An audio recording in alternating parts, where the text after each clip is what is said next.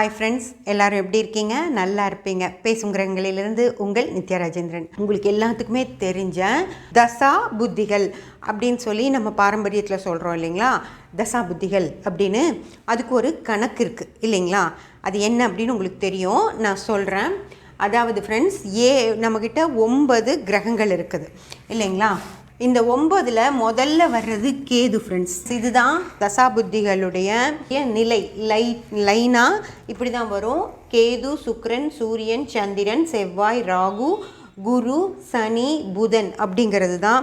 அதாவது தசையாக நடக்கக்கூடிய 120 வருடங்கள் கொண்ட தசாபுத்திகள் இதுதான் ஃப்ரெண்ட்ஸ். கேதுக்கு 7 வருடங்கள் தசை, சுக்கிரனுக்கு 20 வருடங்கள் தசை, சூரியனுக்கு 6 வருட தசை, சந்திரனுக்கு 10 வருட தசை, செவ்வாய்க்கு 7 வருட தசை, ராகுக்கு 18 வருட தசை, குருவுக்கு 16 வருட தசை, சனிக்கு 19 வருட தசை, புதனுக்கு 17 வருட தசை. ஓகேங்களா? இப்போது இந்த மொத்த தசைகளையும் கூட்டி பார்த்திங்க அப்படின்னா 120 வருடங்கள் வந்துடும். அந்த 120 வருடங்கள் அப்படிங்கிறது தான் மனிதனுடைய ஆயுட்காலம் அப்படின்னு வச்சுருக்காங்க.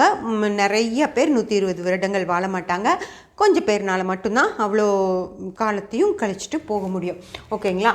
அந்த மாதிரி இந்த இதில் தான் யாரானாலும் பிறப்பாங்க ஃப்ரெண்ட்ஸ். அதாவது இந்த கேதுக்கு 3 நட்சத்திரங்கள் இருக்கும். சுக்கிரனுக்கு 3, சூரியனுக்கு 3, சந்திரனுக்கு 3, செவ்வாய்க்கு 3, ராகுக்கு 3, குருவுக்கு 3, சனிக்கு 3, புதனுக்கு 3 அப்படின்னு சொல்லி 27 நட்சத்திரங்கள் இந்த 360 டிகிரி இல்லைங்களா? நம்ம உலகம் 360 டிகிரிஸ் சேர்ந்தது. அந்த 360 டிகிரிஸ்லேயும் இந்த 9 கிரகங்களுடைய 3 நட்சத்திரங்களான 27 நட்சத்திரங்களும் இங்கே இதை சுற்றியும் 27 நட்சத்திரங்களும் தான் அமைஞ்சிருக்கு. அது 360 டிகிரிஸை ஒவ்வொரு நட்சத்திரமும் 13 டிகிரி 20 கலை அப்படின்னு சொல்லி ஒரு டைமிங் வச்சு, அதாவது 13 டிகிரி 20 கலை, 13 டிகிரி 20 கலை அப்படிங்கிறது டிகிரி 20 மினிட் அப்படின்னு சொல்லணும் இங்கிலீஷில்.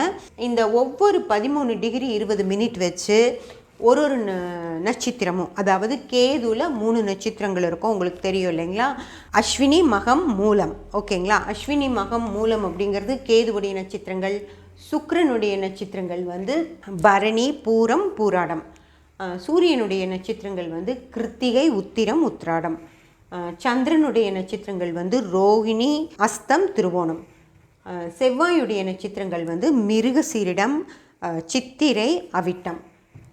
ராகுவுடைய நட்சத்திரங்கள் திருவாதிரை, சுவாதி, சதயம். குருவோட நட்சத்திரங்கள் புனர்பூசம், விசாகம், பூரட்டாதி. சனியுடைய நட்சத்திரங்கள் பூசம், அனுசம், உத்திரட்டாதி. புதனுடைய நட்சத்திரங்கள் ஆயில்யம், கேட்டை, ரேவதி. ஓகேங்களா? இந்த 9 நட்சத்திரங்களும் இந்த மேஷ மண்டலமான 0 டிகிரியில் தொடங்குது ஃப்ரெண்ட்ஸ். 0 டிகிரியில் தொடங்கி இங்கே 360வது டிகிரியில் முடியும். அதாவது இங்கே கேதுவுடைய நட்சத்திரமான அஸ்வினி இங்கே இருக்கும். அஸ்வினி 1ஆம் பாதத்தில் இங்கே தொடங்கி இங்கே ரேவதியோட 4ஆம் பாதத்தில் இந்த இடத்துல முடியும். இந்த இடத்துல ரேவதி 4ஆம் பாதம் முடிஞ்சு திரும்பியும் இங்கே அஸ்வினி 1ஆம் பாதத்தில் தொடங்குது. அப்படின்னா இந்த ஒரு 360 டிகிரிஸை, அதாவது இந்த உலகத்தை ஒரு கிரகங்கள் சுற்றி வந்துருச்சு அப்படின்னு சொல்லி அர்த்தம். ஓகேங்களா? அதாவது இந்த தசாபுத்திகள் மாதிரி இதை கிரக சாரம் அப்படின்னு சொல்லுவோம். அதாவது சாரம் அமைச்சிருக்கு கிரகங்கள் அப்படின்னு சொல்லி சொல்கிறது. இப்போது இந்த கட்டத்தில் என்ன இருக்குது அப்படின்னு பார்த்தீங்கன்னா, அஸ்வினி 1லிருந்து 4ஆம் பாதம் வரைக்கும் இந்த கட்டத்தில் இருக்கும். 4 பாதங்கள் 13 டிகிரி 20 மினிட் வச்சு, அதாவது இந்த கட்டத்தில் ஒரு 13 டிகிரி 20 மினிட் ஒரு நட்சத்திரம் இருக்குது. அடுத்த நட்சத்திரமான சுக்கிரனுடைய நட்சத்திரமான பரணி இங்கே 1லிருந்து 4 பாதம் இருக்கும். அடுத்து சூரியனுடைய ஒரு நட்சத்திரம், அதாவது மொத்தம் 9 பாதங்கள் தான் இந்த 30 டிகிரியில் இருக்கும். எப்படி அப்படின்னு சொல்லி பார்த்தீங்கன்னா, 13 டிகிரி 20 கலை, 13 டிகிரி 20 கலைங்கிறது 26 டிகிரி 40 கலை. இந்த 2 நட்சத்திரங்களே வச்சுக்கோம். அஸ்வினி 13 டிகிரி 20 கலை, பரணி 13 டிகிரி 20 கலை வச்சுருக்கு, 20 மினிட். ஓகேங்களா, வச்சிருக்கு. அப்படின்னா 26 டிகிரி 40 மினிட் வந்து இந்த 2 நட்சத்திரங்களே வச்சுக்கோம். அதுக்கப்புறம் என்ன இருக்குன்னு பார்த்தீங்கன்னா 3 டிகிரி 20 மினிட் தான் மிச்சம் இருக்கும். அந்த 3 டிகிரி 20 மினிட்டில் சூரியனுடைய ஒரு பாதம் மட்டும் இந்த 30 டிகிரிக்குள்ளே இருக்கும் ஃப்ரெண்ட்ஸ். அதாவது இந்த கட்டத்துக்குள்ளே 9 பாதங்கள் இருக்கும். அது எப்படின்னா 1 2 3 4 5 6 7 8 9. அப்போது இந்த 4 பாதங்கள் முதல்ல அஸ்வினியோடது, அடுத்த 4 பாதங்கள் பரணியோடது. இந்த ஒரு பாதம் மட்டும் சூரியனுடைய ஒரு பாதம் மட்டும் இந்த கட்டத்துக்குள்ளே இருக்கும் ஃப்ரெண்ட்ஸ். அதுக்கப்புறம் அடுத்து பார்த்தீங்க அப்படின்னா இங்கே சூரியனுடைய 3 பாதங்கள் இங்கே இருக்கும். சூரியனுடைய 3 பாதங்கள் இங்கே இருக்கும். அதாவது 1 2 சூரியனே போட்டுறேன். சூரியனுடைய 3 இங்கே இருக்கும். அடுத்து சந்திரனுடைய ரோகிணியோட 4 பாதம், ரோகிணியோட 4 பாதங்கள் இங்கே இருக்கும். அதுக்கப்புறம் இப்போ இங்கே எவ்வளோ வந்துருச்சு? 7 வந்துருச்சு இல்லைங்களா? அப்போ இனி 9 பாதம்னா 2 பாதம் தானே இருக்கும். 7 வந்துருச்சு, 8 9 2 பாதங்கள். செவ்வாயுடைய இங்கே லைனாக வருது பாருங்கள். கேது சுக்கிரன் முடிஞ்சு, சூரியனோட நட்சத்திரம் முடிஞ்சு, சந்திரனோட முடிஞ்சு, செவ்வாய் தான் இங்கே வருவார். செவ்வாயுடைய 2 பாதங்கள், அதாவது மிருகசீரிஷ நட்சத்திரத்துடைய 2 பாதம் இங்கே இருக்கும். அடுத்த மிருகசீரிஷத்தோட 2 பாதங்கள் இங்கே இருக்கும். 2 பாதம் இங்கே இருக்கும். ஒரு கட்டத்தில் 9 நட்சத்திர பாதங்கள் மட்டும்தான் இருக்கும். அதை விட ஜாஸ்தி இருக்காது. ஒவ்வொரு கட்டத்துலேயும் 9 நட்சத்திர பாதங்கள் மட்டும்தான் இருக்கும். அப்படி இருக்கும்போது மிருகசீரிடத்தோட 2 பாதங்கள் இங்கே இருக்கும். மிருகசீரிடம் செவ்வாயுடைய நட்சத்திரம். அடுத்து ராகு நட்சத்திரமான திருவாதிரை 4 பாதங்களும் இங்கே இருக்கும். அப்போ இங்கே எவ்வளோ இருக்குன்னு பார்த்தீங்கன்னா 2 4 6 ஆச்சு. அப்போ 3 பேலன்ஸ் இருக்கா?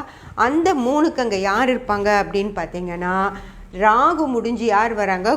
குருவுடைய புனர்பூச நட்சத்திரம் இங்கே, புனர்பூச நட்சத்திரம் இங்கே 3 பாதங்கள் இங்கே இருக்கும். 4வது பாதமான புனர்பூசத்தில் 4வது பாதம் இங்கே இருக்கும். கடகத்துக்குள்ளே வந்துடும் ஃப்ரெண்ட்ஸ். குருவுடைய புனர்பூசம் முடிஞ்சதும் சனியுடைய பூசம் வரும். பூசம் 4 பாதங்கள் இங்கே இருக்கும். புனர்பூசம், அடுத்தது பூசம். ஓகேங்களா, 4 பூசம். அதுக்கப்புறம் இங்கே சனியுடைய பூச நட்சத்திரம் முடிஞ்சு புதனுடைய ஆயில்ய நட்சத்திரம் ஸ்டார்ட் ஆகும் ஃப்ரெண்ட்ஸ். ஆயில்யமில் எத்தனை பாதம் இருக்குது? இங்கே பேலன்ஸ் எவ்வளோ இருக்குது? 5 முடிஞ்சது இல்லைங்களா? இன்னும் 4 இருக்குது. அந்த 4ம் ஆயில்யம் 4 பாதங்களும் இங்கேயே இருக்கும். 4 பாதங்கள், அதாவது 9 பாதங்களும் இங்கே முடிஞ்சு போயிடும். இதை என்ன சொல்லுவாங்க அப்படின்னா இங்கிருந்து இது வரைக்கும் மேஷ மண்டலம் அப்படின்னு சொல்லி சொல்லுவாங்க. அதாவது மேஷ மண்டலத்தில் ஒரு செட் ஆஃப், அதாவது கேதுலிருந்து புதன் வரைக்கும் 9 கிரகங்களுடைய ஒவ்வொரு நட்சத்திரங்கள் இந்த ஒரு மண்டலத்தில் இருக்கும் ஃப்ரெண்ட்ஸ். அதுதான் மேஷ மண்டலம். அதாவது இங்கே ஆரம்பிக்கிற அஸ்வினி இங்கே கரெக்டாக இந்த ஆயில்யத்தோடு இங்கே முடிஞ்சு போயிடும். அதுக்கப்புறம் ஆயில்யம் அங்கே கண்டினியூ ஆகாது. இப்போ இங்கெல்லாம் சூரியன் இங்கே கண்டினியூ ஆகுது, மிருகசீரிஷம் இங்கே கண்டினியூ ஆகுது, இங்கே புனர்பூசம் கண்டினியூ ஆகுது இந்த கட்டத்துலலாம். ஆனால் இங்கே ஆயில்யத்தோடு இங்கே முடிஞ்சது. அடுத்த பதிவில் இங்கே அடுத்த என்ன நட்சத்திரங்கள் இருக்குது அப்படிங்கிறதையெல்லாம் நான் சொல்கிறேன் ஃப்ரெண்ட்ஸ். சப்ஸ்கிரைப் பண்ணி பெல் பட்டன் ப்ரெஸ் பண்ணி வச்சுக்கோங்க. அப்போ தான் நான் போடுற எல்லா பதிவுகளும் உங்களுக்கு கிடைக்கும். லைக் பண்ணி ஷேர் பண்ணி கமெண்ட் பண்ணிங்கன்னா எனக்கு சப்போர்ட்டிவாக இருக்கும். Thank you friends.